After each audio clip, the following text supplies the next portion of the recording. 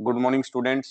हम redox reaction plus one का topic है और उसके बिल्कुल एंड पार्ट पे हम पहुंच चुके हैं, जहां हम आज पढ़ेंगे कि किस तरह से इक्विवेलेंट वेट फाइंड आउट किया जाता है कुछ इंपॉर्टेंट कंपाउंड्स का, और एक लॉ ऑफ इक्विवेलेंस होता है, उसको हम कैसे रेडॉक्स रिएक्शन के अंदर इम्प्लीमेंट करेंगे। तो चलिए आज के लेक्चर के अंदर हम फाइंड आउट करते हैं इक्विवेलेंट वेट इन सम इम्पोर्टेंट कंपाउंड। चलिए आगे स्टार्ट करते हैं हम। आज का टॉपिक हमारे पास रहेगा valence factor of few important compounds. इसके पीछे के टॉपिक को हम कवर कर चुके हैं और आज के टॉपिक को हम यहाँ से स्टार्ट करते हैं। तो कुछ इंपॉर्टेंट कंपाउंड्स होंगे जिसके अंदर हम वैलेंस फैक्टर को फाइंड आउट करना चाहेंगे। तो हमारे पास फर्स्ट टॉपिक अपनी स्क्रीन के ऊपर है, KMnO4, potassium permanganate. Very important topic है और इसको हम करेंगे, काफी इंपॉर्टेंट टॉपिक है ये। तो हम आते हैं valence factor of few important compounds, जिसके अंदर फर्स्ट टॉपिक है KMnO4 और इसको बोलते हैं हम पोटासियम पर मैग्नेट। इसको लाल दवाई भी कहा जाता है कॉमन भाषा के अंदर। और इस कंपाउंड की खास बात है कि ये एंटीसेप्टिक प्रॉपर्टी भी रखता है। घाव कहीं भी हो जाता है तो उसके ऊपर अगर हम लगा देते हैं तो इन्फेक्शन नहीं फैलने देता। और ये एंटी जर्मिनल प्रॉपर्टी भी रखता है, जर्म्स को डेवलप नहीं होने देता। पहले कुएं के अंदर जो पानी होता था या पीने के लिए आज भी जो वाटर इस्तेमाल करते हैं उसके अंदर हम KMnO4 ऐड कर देते हैं, तो उसके अंदर जो इन्फेक्शन है, वाटर का जो इन्फेक्टेंट है, वो खत्म हो जाता है। तो ये वेरी इंपॉर्टेंट कंपाउंड्स। तो KMnO4 को अगर हम डिसोशिएट करें, आप नोट साथ साथ बना सकते हैं। KMnO4 को डिसोशिएट करें तो K पॉजिटिव और इसके अंदर होता है MnO4 नेगेटिव। तो हम इस फैक्टर के ऊपर वर्क करना चाहेंगे। तो हमने ये आयन लिया इसका MnO4 नेगेटिव। अगर KMnO4 कंपाउंड में Mn की अगर हम वैल्यू फाइंड आउट करें तो पोटाशियम की 8 और ऑक्सीजन और x-7 इजिकल टू 0 और x की वैल्यू कितनी आएगी +7। तो ऑक्सीडेशन स्टेट मैग्नीज की कितनी होगी +7 होगी, और ये हमारे पास कंपाउंड हुआ MnO4 नेगेटिव। देखा जाता है कि ये कंपाउंड अलग अलग मीडियम्स में अलग अलग कंपाउंड में डिसोशिएट होता है। आप जब +2 क्लास में पहुंचेंगे तो वहाँ एक यूनिट आप पढ़ेंगे D and F block elements. F block elements, उसके अंदर ये कंपाउंड हमें स्पेशल पढ़ाया जाता है और वेरी इंपॉर्टेंट कंपाउंड है। तो एसिडिक मीडियम के अंदर MnO4 नेगेटिव हमेशा किस में टूटता है Mn2 पॉजिटिव में, ये हमें याद रखना होगा। और वहाँ इसकी ऑक्सीडेशन स्टेट +7 हो जाती है। न्यूट्रल या एल्कलाइन मीडियम के अंदर KMnO4 जो MnO4 नेगेटिव आयंस है, ये टूटता है Mn4 पॉजिटिव या फिर टूटता है MnO2 के अंदर। वहाँ इसकी ऑक्सीडेशन स्टेट कितनी होती है +4 होती है। और अगर हमारे पास MnO4 एल्कलाइन मीडियम के अंदर लिया जाए तो वहाँ ये टूटता है Mn6 पॉजिटिव या फिर होता है MnO4 2 नेगेटिव। तो ये फैक्टर्स आई थिंक आपको लगभग क्लियर हो गया होगा और यहाँ किसी कैंडिडेट को कोई डाउट नहीं होगा। अगर हमें वैलेंसी फैक्टर यहाँ निकालने के लिए कहा जाए, फर्स्ट वाले केस में वैलेंसी फैक्टर निकाला जाए क्योंकि सेम कंपाउंड है, तो आप लोगों को क्लियर होगा वैलेंसी फैक्टर हम किस तरह से फाइंड आउट करते हैं। तो ये हायर ऑक्सीडेशन स्टेट, ये लोअर है, तो इस तरह से हम इनके वैलेंसी फैक्टर, जैसे हम पीछे भी वैलेंसी फैक्टर निकाल चुके हैं कि जो हमारे पास N होता है और साथ में हम कंपाउंड्स को लेके चलते हैं, तो हम वैलेंसी फैक्टर आसानी से फाइंड आउट कर सकते हैं। N into equivalent weight. N हमारे पास इन दोनों का डिफरेंस होता है और इक्विवेलेंट वेट हम ऑलरेडी जानते हैं कि किसी भी कंपाउंड का जिसका हम निकालना चाहते हैं, मान लीजिए Mn निकालना चाहते थे, Mn का इक्विवेलेंट वेट रख देंगे। क्लियर? तो इस तरह से हम इसका वैलेंसी फैक्टर फाइंड आउट कर सकते हैं। अगर किसी बच्चे को डाउट है तो बताएं, और आपको क्लियर है तो हैंड रेज कर दें फटाफट। एक कंपाउंड अगर आपको क्लियर है तो raise your hands. Okay, good. लगभग सभी स्टूडेंट्स ने हैंड रेज कर दिए और नोट्स भी आप लोग साथ साथ इसके प्रिपेयर कर लें, वेरी इंपॉर्टेंट। एक कंपाउंड हमारा KMnO4 कंप्लीट हुआ। Let's we come to the next compound. ये इंपॉर्टेंट कंपाउंड्स है जो केमिस्ट्री के अंदर बार बार यूज होते हैं, चाहे वो 1 में हो या +2 में हो, दोनों जगह यूज करते हैं। अब हमारे पास सेकंड कंपाउंड है K2Cr2O7। ये भी इंपॉर्टेंट कंपाउंड है और इसको हम बोलते हैं पोटाशियम डाइक्रोमेट, क्या बोलते हैं इसको, पोटाशियम डाइक्रोमेट। ये कंपाउंड स्टेनिंग के काम आता है। टैनिंग इंडस्ट्री में टैनिंग लेदर का किया जाता है, टैनिंग ऑफ लेदर उसके अंदर किया जाता है। तो ये कंपाउंड भी, ये मान के चलिए कि कहीं भी बहुत लंबे समय से गंदगी जमा है, उसको अगर हम साफ करते हैं तो बहुत अच्छा क्लीनिंग एजेंट है और इसको काफ़ी जगह इस्तेमाल किया जाता है।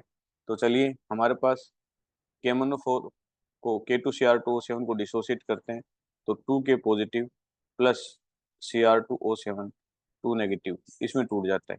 तो Cr2O7 2 नेगेटिव ये हमारे पास कंपाउंड है। एसिडिक मीडियम में अगर हम लेके चलेंगे तो ये डिसोसिएट हो जाएगा Cr3 में। क्लियर। और इसकी ऑक्सीडेशन स्टेट कितनी आएगी, इसकी ऑक्सीडेशन स्टेट आएगी +3। तो बताइए इसका वैलेंसी फैक्टर क्या होगा, फटाफट बताइए। वैलेंसी फैक्टर क्या होगा, तो +6 से +3 हुआ तो डिफरेंस कितने होगा, 3 हो गया। और नंबर ऑफ एटम्स कितने हैं इसके अंदर, क्रोमियम के 2 हैं, तो 2, तो इसका वैलेंसी फैक्टर हमारे पास कितना हो गया, 6 हो गया। पीछे हमने अभी, सॉरी, हमने वैलेंसी फैक्टर क्या लिखा था, ध्यान हो आपको, N इंटू इक्वलेंट वेट, वो गलत लिखा था हमने, बल्कि ये वैलेंसी फैक्टर का फॉर्मूला होगा N into number of atoms, तो 6 होगा। इसका वैलेंसी फैक्टर बताइए कि K2Cr2O7 का जो हमारे पास वैलेंसी फैक्टर हो 6, आई थिंक ये आपको क्लियर हो गया होगा, किसी कैंडिडेट को कोई डाउट नहीं होगा। एसिडिक मीडियम में अगर मान लो आयनिक फॉर्म में लिखा जाता है तो ऐसे लिखा जाता है, और पोटाशियम अगर साथ होता है हमारे पास तो फिर हम इसको इस तरह से लिख देते हैं 2K और ये हमारे पास टूट जाता है Cr3। तो निकालना हमें इसी तरह से था, बताना हमें इसी तरह से था, बाकी ऑक्सीजन है कि वाटर मॉलिक्यूल्स में इस तरह से डिसोसिएट हो जाती है। तो हम सिर्फ आयनिक फॉर्म है वही लेके चलते हैं, तो दोनों में से कोई पार्ट ले सकते हैं, सेम बात। चलिए अगले कंपाउंड के ऊपर आते हैं हम। नेक्स्ट नेक्स्ट कंपाउंड हमारे पास है H2C2O4, ऑक्सलिक एसिड है, वेरी इंपॉर्टेंट है, क्योंकि ऑक्सलिक एसिड हमें लगभग काफ़ी जगह मिलती है, गुआवा के अंदर मिलती है, यूकेलिप्टस के अंदर मिलती है।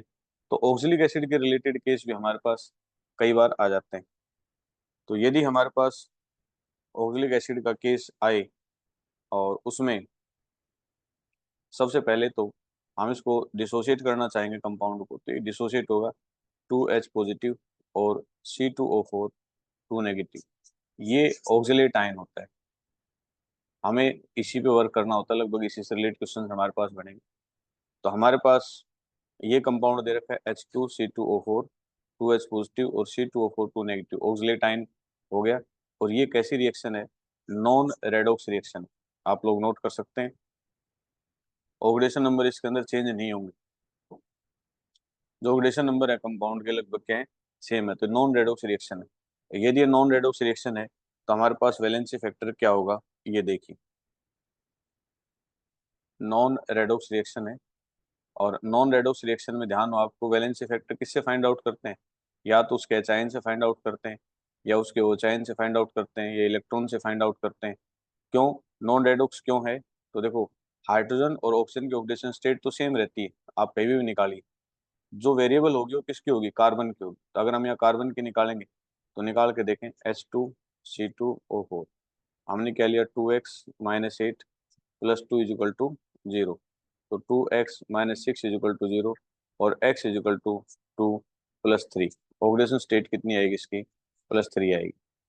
अगर हम यहाँ निकालना चाहें C2O4 2 नेगेटिव में, तो ये हमारे पास कितना आएगा, 2x-8 = -2, और 2x = -2 + 8 = +6, और x = +3। तो क्या कार्बन की ऑक्सीडेशन स्टेट चेंज हुई, नहीं। तो ये कौन सी रिएक्शन हो गई, नॉन रेडॉक्स।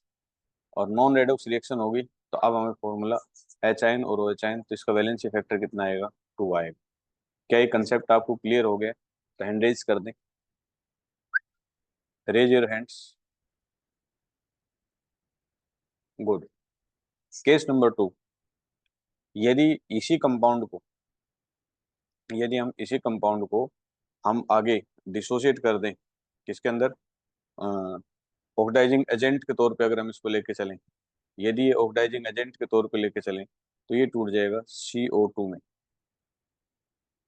इसके साथ कोई भी ऑक्सीडाइजिंग एजेंट हो H2C2O4, तो ये टूटेगा CO2 के अंदर।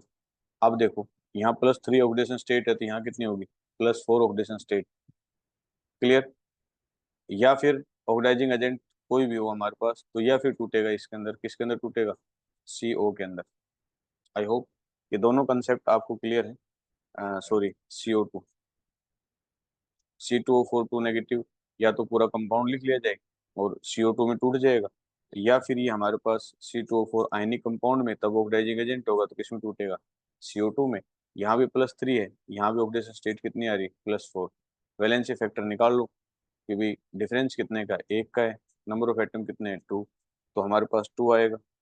यहाँ डिफरेंस कितने का है, 1 का है, और एटम कितने हैं, 2 हैं, तो ये भी हमारे पास क्या आएगा, 2 आएगा। तो आई होप कि हमारे नॉन रेडॉक्स और रेडॉक्स रिएक्शन का कंसेप्ट आपको क्लियर हो गया होगा। खास तौर पे ऑक्जेलिक एसिड के अंदर हम जरूर ध्यान रखेंगे, जब रेडॉक्स फॉर्म में होगी तो ऑक्जेलिक एसिड टूटेगी कार्बन डाइऑक्साइड के अंदर in presence of oxidising agent, और जब नॉन रेडॉक्स स्टेट में होगी तो ये टूटेगी 2H positive plus C2O4 negative parts में।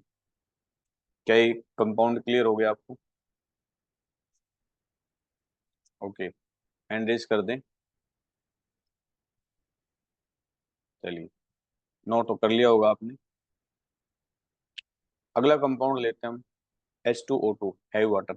ये कुछ इंपॉर्टेंट कंपाउंड्स हैं जिनको हमें लर्न रखना होगा, और इनसे रिलेटेड क्वेश्चन जब हमारे पास आने स्टार्ट होंगे तब हमारे दिमाग में आएगी, अच्छा ये केस तो हमने वहां स्टडी किया था। इसको हैवी वाटर भी बोलते हैं, और ये न्यूक्लियर रिएक्टर के अंदर भी इस्तेमाल किया जाता है। तो हैवी वाटर के अंदर हम किस तरह से रिएक्शंस को इस्तेमाल करते हैं, तो ये देखिए।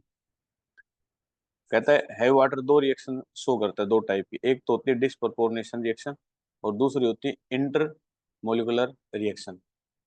डिसप्रपोर्शनेशन रिएक्शन शो करता है उस टाइम पे H2O2 टूट जाता है H2O और +O2 में। कैसे?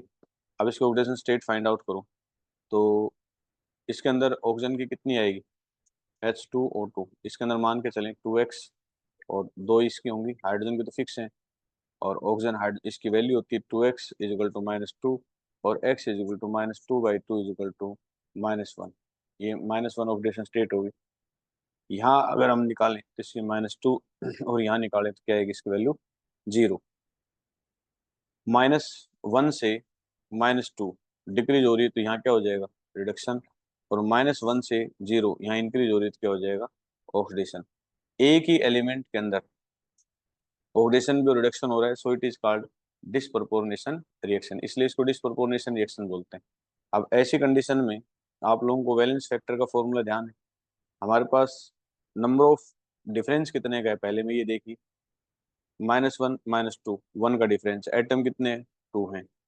फिर दूसरा कितना था, इनटू डिफरेंस कितने का है, -1 से 0, 1 का डिफरेंस है, एटम कितने हैं, 2 हैं, अपॉन जो रिडक्शन और ऑक्सीडेशन में कितने का रिडक्शन हुआ और कितने का ऑक्सीडेशन हुआ, तो दो दो एटम का रिडक्शन और ऑक्सीडेशन हुआ है, मतलब ऑक्सीडेशन स्टेट 2 है। आप लोगों को फॉर्मूला अच्छी तरह से ध्यान होगा, और इस तरह से जब हम इसकी वैल्यू निकालेंगे तो कितनी आएगी, 1 वैल्यू आएगी। आई होप कि ये कंसेप्ट आपको क्लियर हो गया होगा। यहाँ तक किसी कैंडिडेट को डाउट हो तो बताओ। चलिए, अब इसमें आइए, यदि इंटरमोलिकुलर रिएक्शन है तो उस टाइम पे हमारे पास H2O2 क्या होगा, किसी भी ऑक्सीडाइजिंग एजेंट के प्रेजेंस में ये O2 में टूट जाता है, और -1 से ऑक्सीडेशन स्टेट कितनी हो जाएगी, 0। अब इसका वैलेंस फैक्टर निकालने में कोई दिक्कत नहीं क्योंकि एक का केस है, और डिसप्रोपोर्शनेशन में ये फॉर्मूला लगता है हमेशा। तो -1 का डिफरेंस है और नंबर ऑफ एटम कितने हैं, 2, तो हमारे पास वैलेंस फैक्टर 2 आएगा इसका। अगर हमारे पास यहाँ ऑक्सीडाइजिंग एजेंट की जगह रिड्यूसिंग एजेंट है तो ये हमेशा H2O2 किस में रिड्यूस होता है, H2O में, ये हमें ध्यान रखना होगा। उस टाइम पे इसका वैलेंस फैक्टर कितना होगा, यहाँ -1 ऑक्सीडेशन स्टेट आएगी और यहाँ ऑक्सीजन की कितनी आएगी, -2 आएगी। नंबर ऑफ एटम कितने, डिफरेंस कितने का है, 1 का, नंबर ऑफ एटम कितने हैं, 2, तो ये देखो 2। अब H2O2 यदि डिस्प्रोपोर्शनेशन रिएक्शन होता है तो उसका वैलेंस फैक्टर 1 होता है, और यदि इंटरमोलिकुलर रिएक्शन शो करता है तो उसका वैलेंस फैक्टर 2 और 2 लेके चलते हैं। ये हमें ध्यान रखना होगा कि हम कौन सा पार्ट लेके चल रहे हैं रिएक्शन के अंदर। न्यूमेरिकल्स में भी हमें ये वैल्यू काफ़ी जगह काम आती है। आई होप ये कंसेप्ट आपको क्लियर है। और यदि क्लियर है तो हैंड रेज कर दें फटाफट। Okay, very good. आगे बढ़ते हैं हम और नेक्स्ट पॉइंट के ऊपर आते हैं हम। एक एग्जाम्पल दे रखा है स्क्रीन पे, फटाफट इसका आंसर बताइए। Calculate the valency factor of the reactant, oxidant और reductant in the following case. जितने केस हमें दे रखे हैं इसके अंदर हमें ऑक्सीडेंट और रिडक्टेंट का वैलेंसी फैक्टर फाइंड आउट करना है। Valency factor of the reactant, जो रिएक्टेंट है उसका वैलेंसी फैक्टर हमें फाइंड आउट करना है। और बताइए क्या क्या होगा। I wait for your response, मैं आपके रिस्पॉन्स का वेट कर रहा हूँ। फटाफट बताइए कि इसके अंदर क्या फाइंड आउट कर सकते हैं, किस तरह से। फर्स्ट के अंदर कैसे करेंगे, सेकंड के अंदर कैसे करेंगे, थर्ड के अंदर कैसे करेंगे, फोर्थ के अंदर कैसे करेंगे। Calculate the valency factor VF of the reactant in the following cases. मैं ज़्यादा आप लोगों को इसमें बताना, थोड़ा सा एक बार हिंट देना चाहूँगा, बाकी आप केस आराम से सोल्व कर लें क्योंकि केस पीछे भी आ चुके हैं। जो भी हमारे पास है उसका सबसे पहले हम क्या फाइंड आउट करेंगे, ऑक्सीडेशन नंबर। और ऑक्सीडेशन नंबर फाइंड आउट करने के बाद फिर हम वैलेंसी फैक्टर में वही फॉर्मूला लगाएंगे क्योंकि जो इलेक्ट्रॉन का डिफरेंस है वो इनटू नंबर ऑफ एटम्स, और हम इन स्पीसीज में इन सभी का आपको वैलेंसी फैक्टर फाइंड आउट करना है। क्वेश्चन नोट कर लीजिए, ठीक है। और पहले क्वेश्चन नोट कीजिए, फिर इसका फाइंड आउट कीजिए।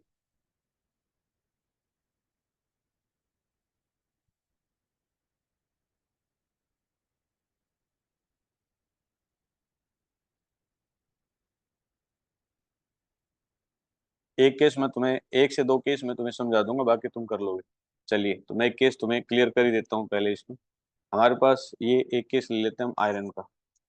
हमारे पास है FeS2, हालांकि पीछे आ चुके हैं केस Fe2O3 और प्लस SO2, ये केस दे रखा है हमें।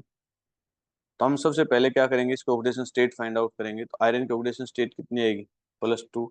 और सल्फर की कितनी आएगी हमारे पास, -1। इसकी कितनी आएगी, +3। निकाल के देख लेना आप लोग।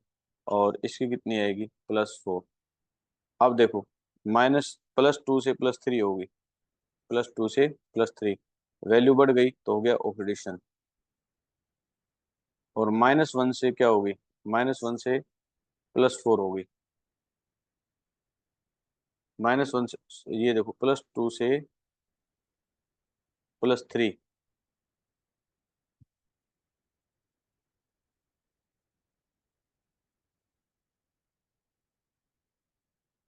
दोनों में ऑक्सीडेशन हो रखा है। हाँ, यहाँ भी बढ़ी है और यहाँ भी हमारे पास क्या हुआ है, ऑक्सीडेशन। दोनों में ही ऑक्सीडेशन स्टेट हो रखी है, ऑक्सीडेशन हो रखा है। तो वैलेंसी फैक्टर हम फाइंड आउट करने में, आयरन का 1 बढ़ा है और नंबर ऑफ एटम कितना है, 1 है। तो हमारे पास ये आ जाएगी प्लस। सल्फर का कितना है, बढ़ा कितना है, -1 से +4। तो देखो मैं पहले बता चुका हूँ, -1 से +4 निकालने के लिए हमें दोनों तरफ बराबर करना है। हम -5 करेंगे तभी तो ये -1 होगा। तो ये हमारे पास कितना होगा सल्फर का, 2 इंटू -5, या माइनस का इंक्लूड नहीं करते हम। तो हमारे पास 1 + 10 इजकल टू अपने पास कितनी आएगी, 11। शाबाश, एक बच्चे ने रिस्पॉन्स भी दिया है।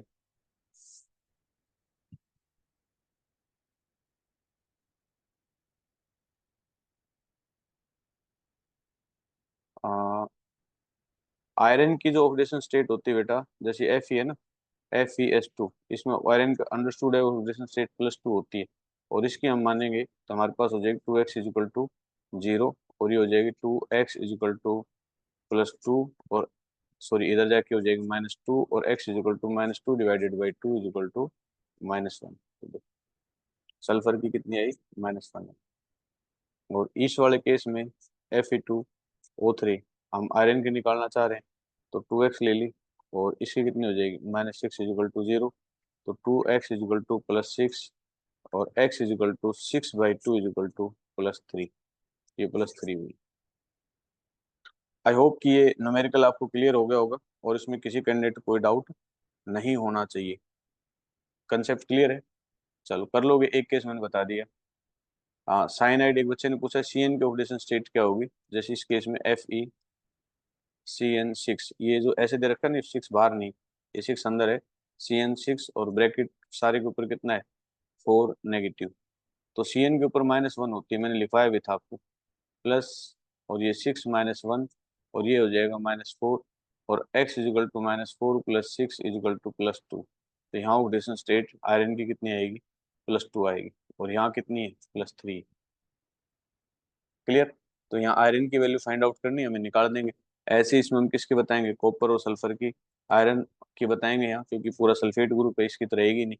तो जो सिंगल सिंगल एलिमेंट्स है इसमें, और इस तरह से हम इसकी बताएंगे। तो आई होप ये कंसेप्ट आपको क्लियर है, और इसको आप सोल्व कर लेंगे। आगे क्वेश्चन पे चलते हैं हम। ये मैं करवा ही चुका हूँ आपको अभी। चलो अभी इसका बताओ। अभी हमने एग्जाम्पल जो वहाँ लिए है ना, वहाँ उन्हीं एग्जाम्पल्स के एक करके चल रहे हैं। तो चलिए इसमें वैलेंसी फैक्टर चलते हैं हम, सेकंड के एग्जाम्पल को देखते हैं इसके, उसी के सेकंड पार्ट को। ये कंपाउंड है, इसके ऑक्सीडेशन स्टेट निकालो तो आयरन के +2, और इसकी निकाल लो CN6।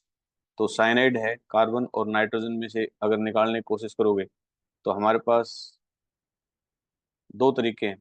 एक तो एक्स मान के निकालना, एक बॉन्ड वाले तरीके से हम इसकी फाइंड आउट कर सकते हैं। तो उस कंडीशन में नाइट्रोजन की -3 आएगी, और कार्बन की क्या आएगी, +2 आएगी। कैसे, C और ट्रिपल बॉन्ड N। तो यहाँ एक कोऑर्डिनेट बॉन्ड की फॉर्मेशन होती है, और उस वजह से इसकी +2 आएगी, और इसकी क्या आएगी, -3 आएगी। ये +3, ये +4, और ये +5। अब देखो वैलेंसी फैक्टर आयरन का निकालो, +2 से +3, तो 1, और एटम भी 1 ही। कार्बन का निकालो, +2 से और +4, 2 का डिफरेंस है। एटम भी कार्बन का 1 ही, 1 नहीं, कार्बन के 6 एटम। डिफरेंस कितने का, 2 का 6 एटम। प्लस नाइट्रोजन का डिफरेंस कितना है, -3 से और +5। तो -3 से हम +5 लेके चल रहे हैं, तो ये -8 करना पड़ेगा, तो 8 का डिफरेंस है। और एटम कितने हैं, 6 हैं। तो ओवरऑल वैल्यू अगर आप निकाल के देखें इसके अंदर, तो हमारे पास क्या आएगी, निकालने आपको बताने की आवश्यकता नहीं है। अब इस तरह से इसका overall valency factor find out कर सकते हो। आई थिंक ये कंसेप्ट आपको क्लियर होगा। हाँ, बच्चों ने 61 फाइंड आउट किया है, बिल्कुल सही। चलिए आगे बढ़ते हैं हम। इस केस में बताओ इसमें क्या आएगा, बताइए। इसमें वैलेंसी फैक्टर क्या आएगा, फटाफट बताइए। हाँ, कुछ कैंडिडेट्स कर रहे हैं इस पे काम। थर्ड पार्ट है उसका, एग्जाम्पल जो हमने लिया था उसका। तो देखो +1 है, और यहाँ क्या है, +2, तो 1 का डिफरेंस है। तो 1 का है, लेकिन एटम कितने हैं, 2 हैं, तो हमने 2 से मल्टीप्लाई किया। -2 से +4, मैंने कहा था कि -6 लेके आएंगे हम, तो 6 का डिफरेंस आएगा। और एटम कितना है, 1 है, तो कितना आएगा हमारे पास, बताइए। 8 वैल्यू आएगी। तो कई बच्चों ने इसका जवाब दिया है, तमन्ना है, मधुर शर्मा है, इनका 8 है, तो बिल्कुल राइट आंसर। चलिए आगे क्वेश्चन पे बढ़ते हैं हम। इस वाले केस में बताइए फटाफट। ये भी अपने पास था ना केस, शाबाश। +3 है और +2 है, तो 1 का डिफरेंस एटम कितने हैं, 2 हैं। प्लस सल्फर का कितना है, +6 है, और यहाँ कितना है, +4 है। और सल्फर के कितने हो गए, 3। तो 2 × 3, तो ये हमारे पास कितना हो गया, 6। तो 2 + 6 = 8। ये हमारे पास 8 है, लगभग आपका आंसर भी यही आया हो। गुड, सभी का, दिव्या, मधुर, तमन्ना, सभी का 8 आंसर है, तो बिल्कुल सही। आई होप ये कंसेप्ट आपको क्लियर हो गया हो। थोड़ा और आगे बढ़ते हैं हम। तो हमारे पास एक लॉ आता है, और उस लॉ को हम बोलते हैं लॉ ऑफ इक्विवेलेंस। क्या बोलते हैं उसको हम, लॉ ऑफ इक्विवेलेंस बोलते हैं। तो लॉ ऑफ इक्विवेलेंस के अंदर हम सिंपल सिंपल फॉर्मूले इस्तेमाल करेंगे, और उसके बिहाफ पे हम इसके अंदर वर्क करते हैं। तो चलिए लॉ ऑफ इक्विवेलेंस में हम शुरू करते हैं। तो मेरा विचार है कि हम आज का जो टॉपिक जहाँ तक हमने किया है, वहीं तक कंप्लीट करते हैं। लॉ ऑफ इक्विवेलेंस को हम नेक्स्ट लेक्चर के अंदर लेंगे, क्योंकि इससे रिलेटेड प्रॉब्लम्स हैं वो पहले हमारी क्लियर होना जरूरी है। तो आज के चैप्टर के अंदर हमने जो वैलेंसी फैक्टर था उसको देखा, और लॉ ऑफ इक्विवेलेंस जो है वैलेंसी फैक्टर को यूज करने के बारे में प्रॉपर गाइडेंस देता है, कैसे उसको यूज किया जा सकता है।